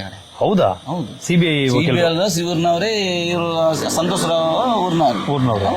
ಅಲ್ಲಲ್ಲ, ಈಗ CBI ಕಡೆಯಿಂದ ಒಬ್ಬ ವಕೀಲರು ಇರ್ತಾರಲ್ಲ, ಅದೇ PP ಅವರು ಸಪೋರ್ಟ್ ಮಾಡಿದ್ರ? ಮಾಡಿದಾರ. ಅವ್ರು ಮಾಡಿದಕ್ಕೋಸ್ಕರ ಒಂದು ಹೆಲ್ಪ್, ಈ ತರ ಒಂದು ರಿಪೋರ್ಟ್ ಬಂದು, ತೀರ್ಪು ಬಂತು. ಹೌದು. ಈ ಸಂದರ್ಭದಲ್ಲಿ ಮತ್ತೆ ಹೋರಾಟಗಾರರು ಸಂತೋಷ್ ರಾವ್ ಪರವಾಗಿ ಒಂದು ಮಾಸ್ ಸಿಂಪತಿಯನ್ನ ಪಡೆಯುವ ಸಲುವಾಗಿ 11 ವರ್ಷ ನಿರಪರಾಧಿಯೊಬ್ಬ ಜೈಲಲ್ಲಿ ಕೊಳೆದ ಅಂತೇಳಿ ಹೇಳ್ತಾ ಇದ್ರು. ಆದರೆ ಸಂತೋಷ್ ರಾವ್ 11 ವರ್ಷಗಳ ಕಾಲ ಜೈಲಲ್ಲಿ ಇರಲೇ ಇಲ್ಲ. ಆ ನಡುವೆ ಆತನಿಗೆ ಜಾಮೀನು ಮಂಜೂರಾಗಿತ್ತು. ಜಾಮೀನನ್ನು ಕೊಡಿಸಿದ್ದು ಕೂಡ ಮಹೇಶ್ ಶೆಟ್ಟಿ, ತಿಮ್ರೋಡಿ ಅಂಡ್ ಗ್ಯಾಂಗ್. ನೀವಿಲ್ಲಿ ಗಮನಿಸಬೇಕಾದ ಅಂಶ ಏನು ಅಂತ ಹೇಳಿದರೆ, ಸಂತೋಷ್ ರಾವ್ ಈ ಪ್ರಕರಣದಲ್ಲಿ ಬೆನಿಫಿಟ್ ಆಫ್ ಡೌಟ್ ಆಧಾರದ ಅಡಿಯಲ್ಲಿ ಹೇಗೆ ಬಿಡುಗಡೆಯಾಗ್ತಾನೆ ಕೇಳಿದರೆ, ವಿಟ್ನೆಸ್ ಹಾಸ್ಟೆಲ್ ಅಂತ ಹೇಳಿ ನ್ಯಾಯಾಂಗ ವ್ಯವಸ್ಥೆ ಇದನ್ನು ಉಲ್ಲೇಖಿಸ್ತದೆ. ಯಾವ ಸಂತ್ರಸ್ತೆಯ ಕುಟುಂಬದವರು ಸಂತೋಷ್ ರಾವ್ ವಿರುದ್ಧ ಸಾಕ್ಷಿಯನ್ನು ನುಡಿಯಬೇಕಿತ್ತು, ವಿಚಾರಣೆಯ ವೇಳೆ ಆ ಹೇಳಿಕೆಯನ್ನು ಕೊಟ್ಟಂಥ ಸಾಕ್ಷಿಗಳಾಗಿ ಪರಿಗಣಿಸಲ್ಪಟ್ಟಂಥವರೇ ಕೋರ್ಟ್ನ ಕಟಕಟೆಯಲ್ಲಿ ಈತ ನಿರಪರಾಧಿ ಎನ್ನುವಂತಹ ಉಲ್ಲೇಖವನ್ನು ಉಲ್ಟಾ ಸಾಕ್ಷಿಯನ್ನು ಹೇಳಿದ ಕಾರಣಕ್ಕೆ ಅದು ಸಂತೋಷ್ ರಾವ್ಗೆ ವರವಾಗಿ ಪರಿಣಾಮ ಬೀಳ್ತದೆ. ಸೌಜನ್ಯಳಿಗೆ ನ್ಯಾಯವನ್ನು ಕೊಡಬೇಕು ಎನ್ನುವ ಹೋರಾಟವನ್ನು ಕಟ್ಟಿದವರೇ ಸಂತೋಷ್ ರಾವನ್ನ ನಿರಪರಾಧಿಯನ್ನಾಗಿ ಮಾಡಲು ಕೂಡ ಹೋರಾಟವನ್ನು ಕೊಡುವ ಕಾರಣಕ್ಕೆ ಈ ಪ್ರಕರಣದಲ್ಲಿ ಸಂತೋಷ್ ರಾವ್ ಅಕ್ವಿಟ್ ಆಗ್ತಾನೆ. ಈ ಸಂದರ್ಭದಲ್ಲಿ ಸಂತೋಷ್ ರಾವ್ ಪರವಾದಂಥ ವಕೀಲರು, ಸೌಜನ್ಯ ಪರವಾದಂಥ ವಕೀಲರು ಇಬ್ಬರು ಕೂಡ ಒಂದು ಸಿಂಡಿಕೇಟ್ ಆಗ್ತಾರೆ. ಯಾವ ಪ್ರಶ್ನೆಯನ್ನು ಕೇಳಬೇಕು ಆ ಪ್ರಶ್ನೆಯನ್ನು ಕೇಳಲ್ಲ, ಯಾವ ಪ್ರಶ್ನೆಯನ್ನು ಕೇಳುವ ಮೂಲಕ ಕೋರ್ಟಿಗೆ ಸಾಕ್ಷಿಯನ್ನು ಮನವರಿಕೆ ಮಾಡಿಕೊಡ್ಬೇಕು ಆ ಎಲ್ಲ ಅವಕಾಶಗಳು ಇದ್ದಾಗಿಯೂ ಕೂಡ ಆ ರೀತಿಯ ಎನ್ಕ್ವೈರಿಗಳನ್ನು ಮಾಡದೇ ಇರುವ ಕಾರಣಕ್ಕೆ ಈ ಕೇಸು ಹಳ್ಳ ಹಿಡಿದೋಗುತ್ತೆ. ಇದೆಲ್ಲವನ್ನ ಪರಿಗಣಿಸಿದಂಥ ಘನ ನ್ಯಾಯಾಲಯ ಬೆನಿಫಿಟ್ ಆಫ್ ಡೌಟ್ ಅಡಿಯಲ್ಲಿ ಸಂತೋಷ್ ರಾವನ್ನ ಅಕ್ವಿಟ್ ಮಾಡುತ್ತೆ. ಮಾಡದೆ ಇನ್ನೇನು ಮಾಡುತ್ತೆ? ಇದರ ಆಚೆಗೆ ಇನ್ನೊಂದು ಹೈಡ್ರಾಮಾದ ಹೋರಾಟವನ್ನು ಹೋರಾಟಗಾರರು ಕಟ್ತಾರೆ. ಇಲ್ಲಿಗೆ ಎಂಟ್ರಿ ಕೊಡೋದು ಒಡನಾಡಿ ಸ್ಟ್ಯಾನ್ಲಿ, ಅದರ ಜೊತೆಗೆ ಬೇರೆ ಬೇರೆ ಸಂಘಟನೆಗಳು, ಇದರ ಹಿಂದೆ SDPI ಕೂಡ ಕೆಲಸ ಮಾಡಿದೆ ಅಂಥೇಳಿ ಖುದ್ದು ಸೌಜನ್ಯಳ ಮಾವ ಹೇಳ್ತಾರೆ. ಇವರೆಲ್ಲರೂ ಕೂಡ ಒಟ್ಟಾಗಿ ಒಂದು ಧಾರ್ಮಿಕ ಸಂಸ್ಥೆಯ ವಿರುದ್ಧ ಕದನಕ್ಕೆ ಬೀಳ್ತಾರೆ. ಸುಳ್ಳು ಸುಳ್ಳು ಪ್ರಚಾರವನ್ನು ಮಾಡ್ತಾರೆ, ಅಪಪ್ರಚಾರವನ್ನು ಮಾಡ್ತಾರೆ. ನಮ್ಮಲ್ಲಿ ಸಾಕ್ಷಿ ಇದೆ, ದಾಖಲೆ ಇದೆ ಅಂಥೇಳಿ ಘೋಷಣೆಗಳನ್ನು ಕೂಗಿಕೊಂಡು ಬೀದಿ ಹೋರಾಟವನ್ನು ಮಾಡ್ತಾರೆ. ಸಂತೋಷ್ ರಾವ್ ನಿರಪರಾಧಿ ಅಂಥೇಳಿ ಕೋರ್ಟ್ ಹೇಳದೇ ಇದ್ದರೂ ಕೂಡ ಕೋರ್ಟ್ ಹಾಗೆ ಹೇಳಿದೆ ಅನ್ನೋ ರೀತಿಯಲ್ಲಿ ಜನರನ್ನು ಸುಳ್ಳು ಸುಳ್ಳೇ ನಂಬಿಸುವಲ್ಲಿ ಇವರು ಸಫಲರಾಗ್ತಾರೆ. ಆ ಕಾರಣಕ್ಕೆ ಮತ್ತೊಂದು ಆಕ್ರೋಶದ ಒಂದು ವ್ಯವಸ್ಥೆ ನಿರ್ಮಾಣ ಆಗುವಂತೆ ನೋಡಿಕೊಳ್ತಾರೆ.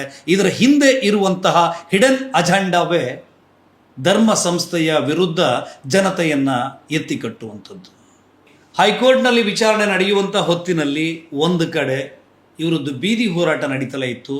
ಆ ಬೀದಿ ಹೋರಾಟದಲ್ಲಿ ಇವರು ಮತ್ತೆ ಮತ್ತೆ ರಿಪೀಟೆಡ್ಲಿ ಸಾರಿ ಹೇಳ್ತಾ ಇದ್ರು, ನಮ್ಮ ಹತ್ರ ಡಾಕ್ಯುಮೆಂಟ್ ಇದೆ, ನಮ್ಮ ಹತ್ರ ಸಾಕ್ಷಿ ಇದೆ, ನಾವಿಲ್ಲೆಲ್ಲೂ ಸಾಕ್ಷಿನ ಬಿಟ್ಕೊಡಲ್ಲ, ನಾವು ಕೋರ್ಟಿಗೆ ಸಾಕ್ಷಿನ ಕೊಡ್ತೀವಿ ಅಂತೇಳಿ ಅವರಿಗೆ ಎಲ್ಲ ಸಾಕ್ಷಿಗಳನ್ನು ಕೋರ್ಟಿಗೆ ಕೊಡಲಿಕ್ಕೆ ಅವಕಾಶ ಇತ್ತು. ಸೌಜನ್ಯ ಪ್ರಕರಣದಲ್ಲಿ ಕೋರ್ಟು ಸಂತೋಷ್ ರಾವನ್ನ ಅಕ್ವಿಟ್ ಮಾಡಿದಾಗ ಸುಪ್ರೀಂ ಕೋರ್ಟಿಗೆ ಹೋಗಲಿಕ್ಕೆ 90 ದಿನಗಳ ಅವಕಾಶ ಇತ್ತು.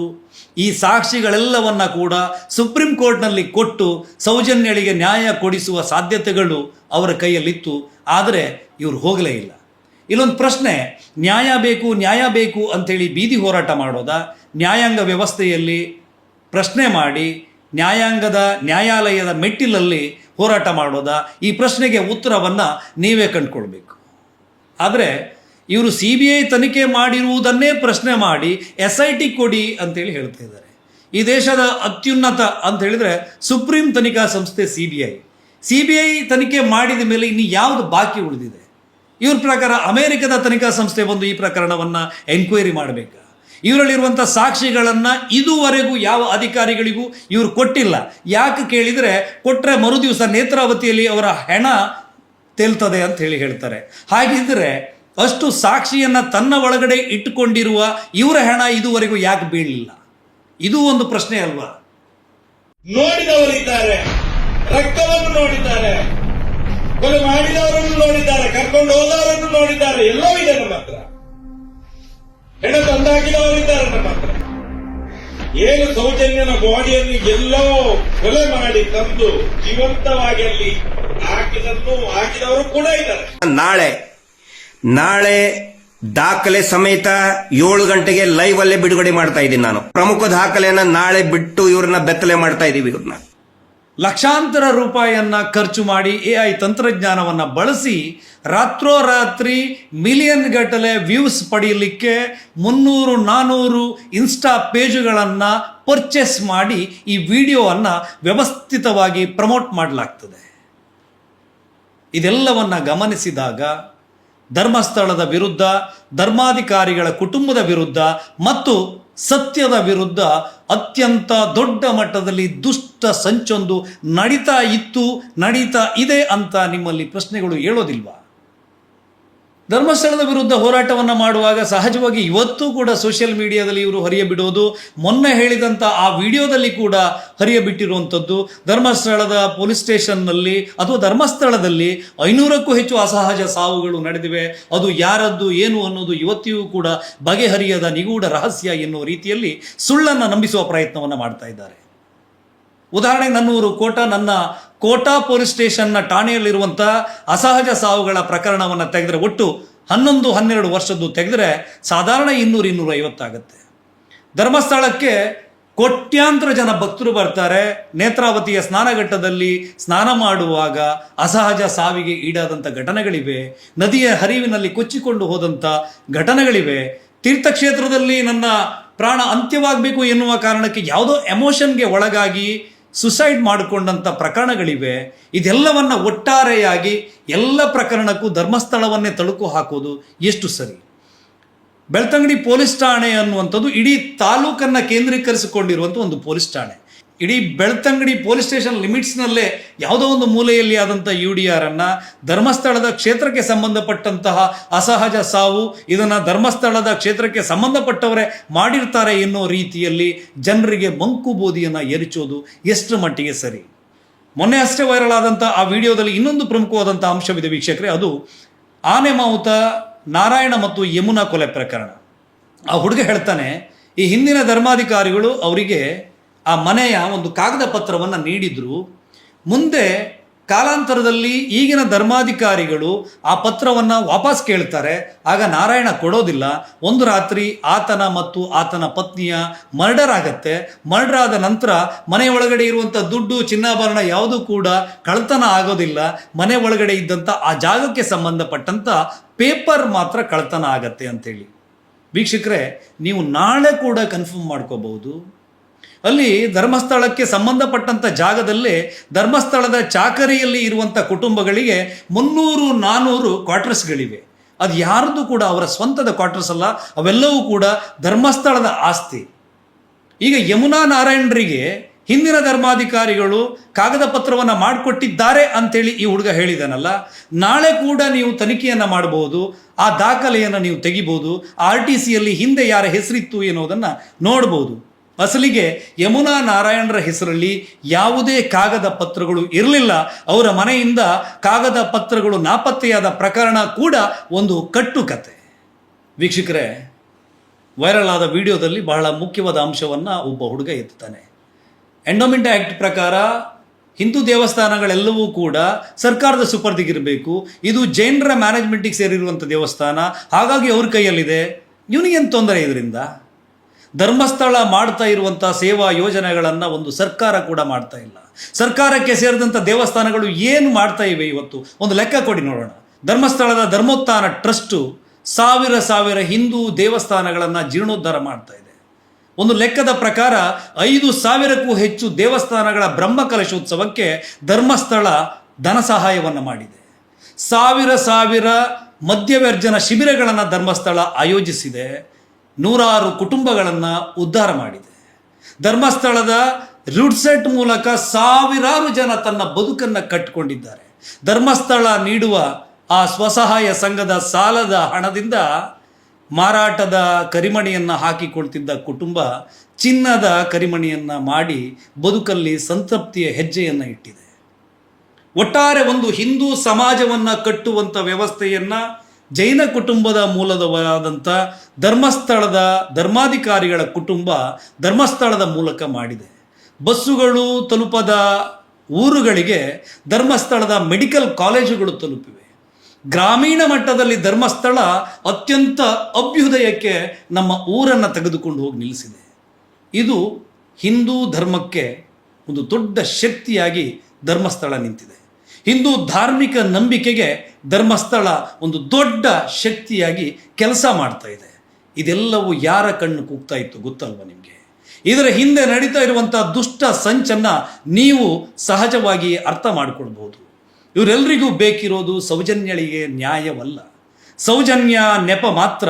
ಸೌಜನ್ಯಳ ಹೆಸರಲ್ಲಿ ಇವರು ಮಾಡಲಿಕ್ಕೆ ಹೊರಟಿರುವಂಥದ್ದು ಹಿಂದೂ ಧರ್ಮದ ಮೇಲೆ, ಹಿಂದೂ ಧಾರ್ಮಿಕ ಸಂಸ್ಥೆಯ ಮೇಲೆ ದೌರ್ಜನ್ಯ.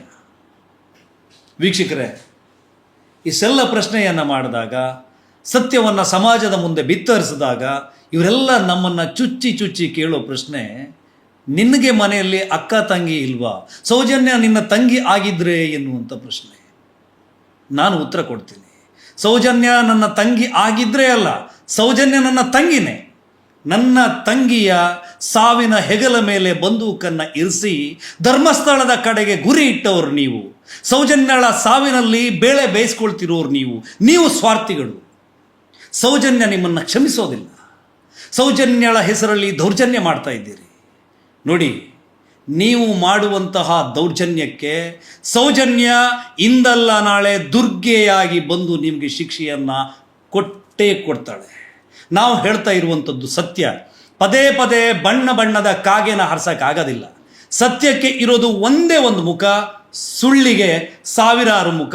ನೀವು ಸುಳ್ಳನ್ನು ಹೇಳ್ತಿದ್ದೀರಿ, ಸಾವಿರ ಸುಳ್ಳನ್ನು ಹೇಳ್ತಾ ಇದ್ದೀರಿ. ಆದರೆ ನಿಮ್ಮ ಸುಳ್ಳು ಅಂತ್ಯ ಆಗುವ ಅವಧಿ ಇದೀಗ ಬರ್ತಾ ಇದೆ. ಎಲ್ಲದಕ್ಕೂ ಮೇಲಿನ ಕೋರ್ಟೊಂದು ತೀರ್ಪನ್ನು ಕೊಡ್ತದೆ. ನಾವು ಎಲ್ಲವನ್ನ ಕೂಡ ಆ ಸತ್ಯದ ಶಕ್ತಿ ದೈವ ಮಂಜುನಾಥ ಸ್ವಾಮಿ ಮತ್ತು ಅಣ್ಣಪ್ಪ ಸ್ವಾಮಿಯ ಪಾದಕ್ಕೆ ಇದನ್ನು ಸಲ್ಲಿಸುತ್ತಾ ಈ ಎಪಿಸೋಡನ್ನು ಮುಗಿಸ್ತಾ ಇದ್ದೀವಿ. ಎಲ್ರಿಗೂ ಕೂಡ ನಮಸ್ಕಾರ.